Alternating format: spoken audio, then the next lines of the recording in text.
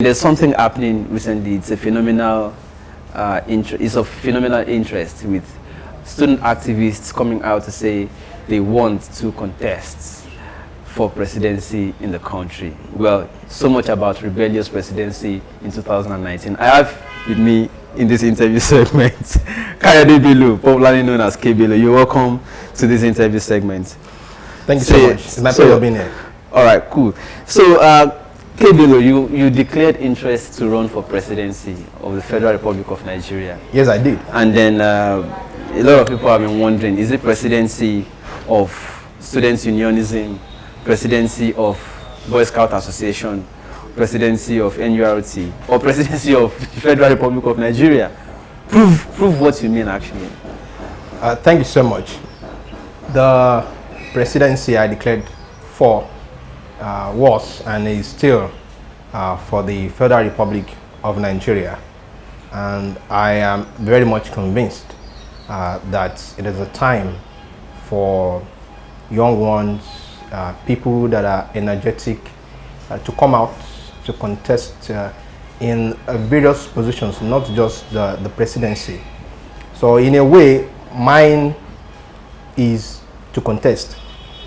In another sense, mine is to encourage people, young ones, to actually come out to contest, because we cannot just say that it is the presidency we want to have. We have the legislative arm of government.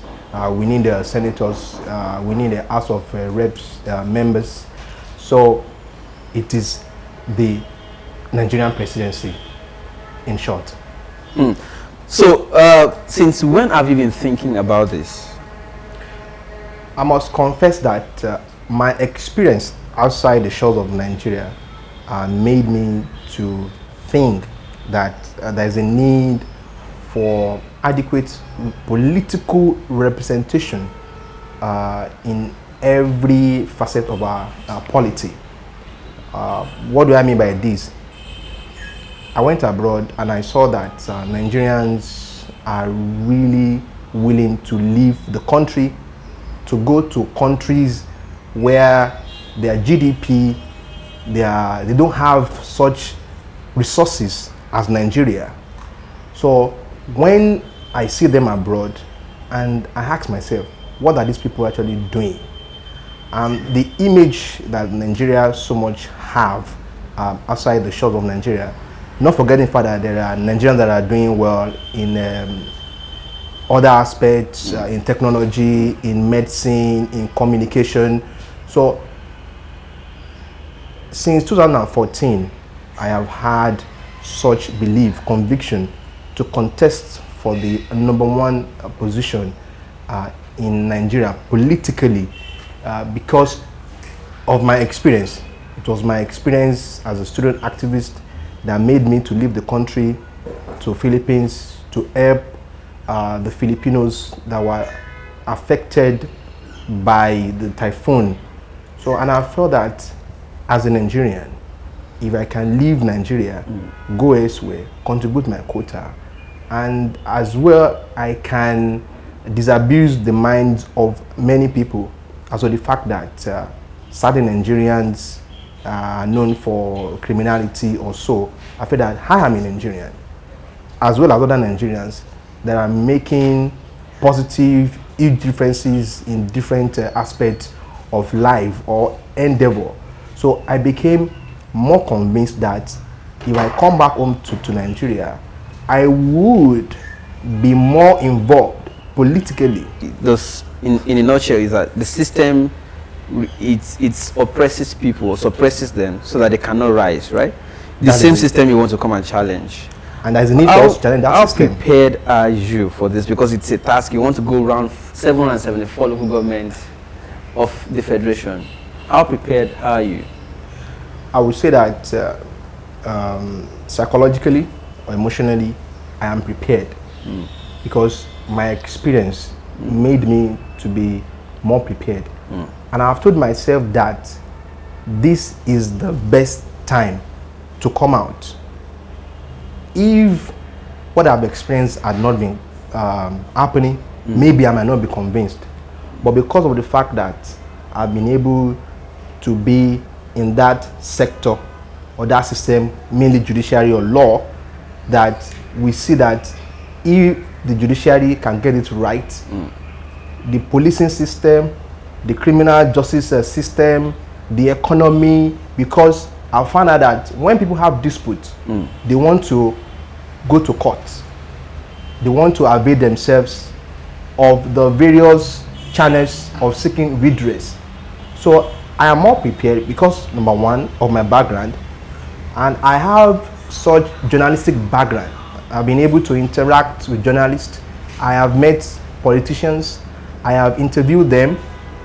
We have spoken, and I've seen that over the years there had not been such positive changes that we are yearning for.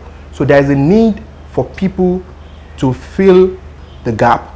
And I think all of these things are things that a lot of people come out and say they have this, they have that, they have this. Everybody will say the same thing, right? Nobody will say it doesn't have a particular requirement. But then I'm aware there's this agitation for young persons to come into power, and then people are this time are shopping. They are busy shopping for who among these young persons, and now you're one of them. So they are already profiling people. How old are you?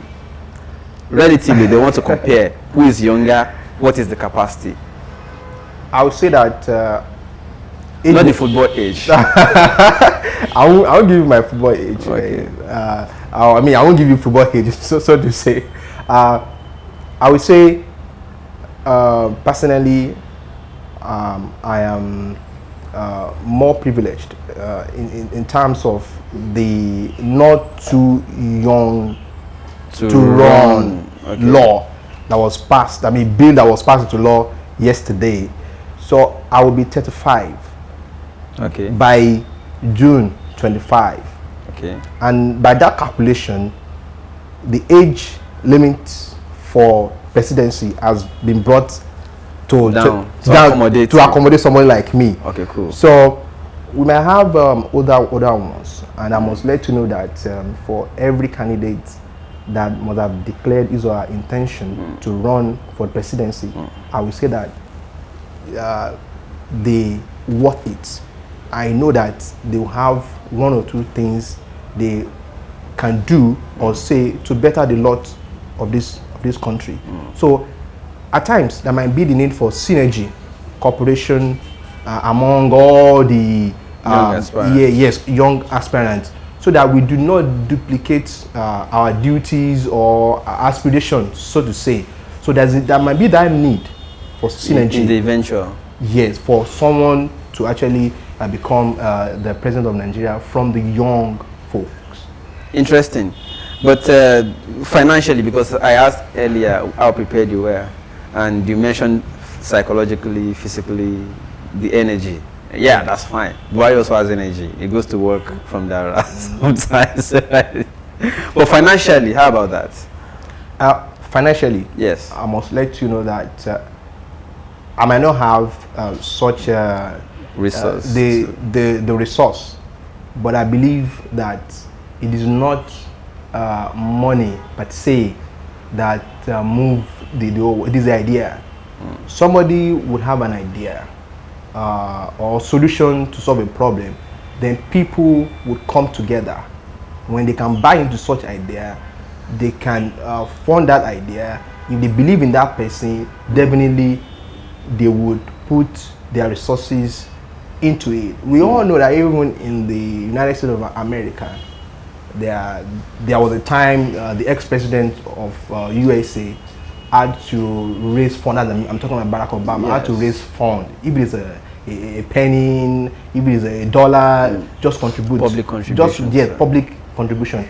So I want to key into such idea.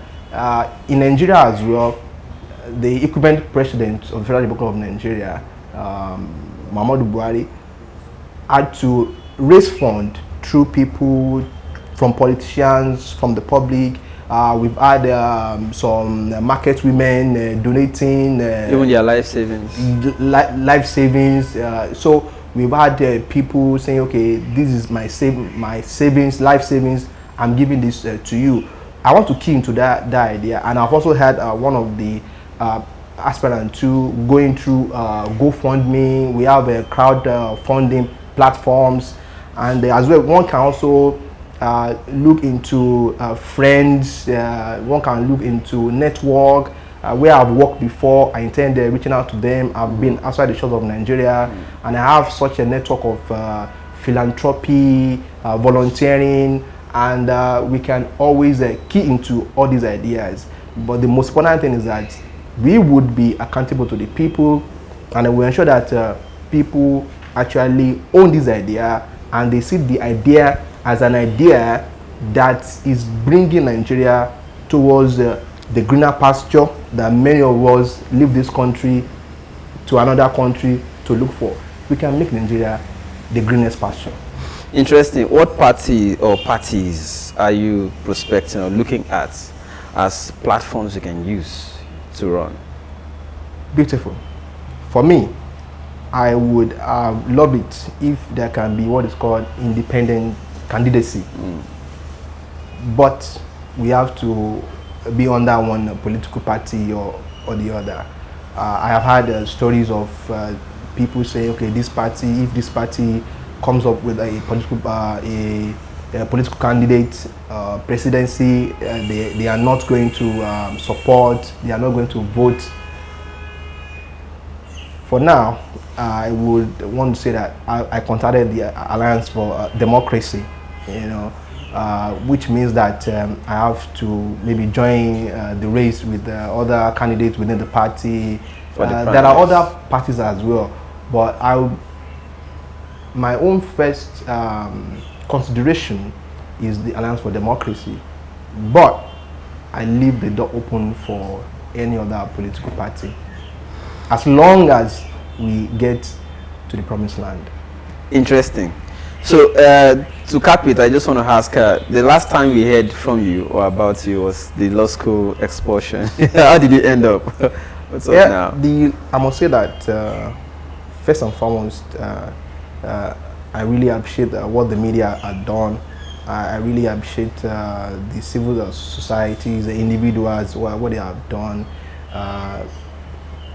The law school issue was and is still a point of the fact that the rot in the system, what we can do to better our lot, where a system is being funded but the money is not being used for what purpose, for the purpose.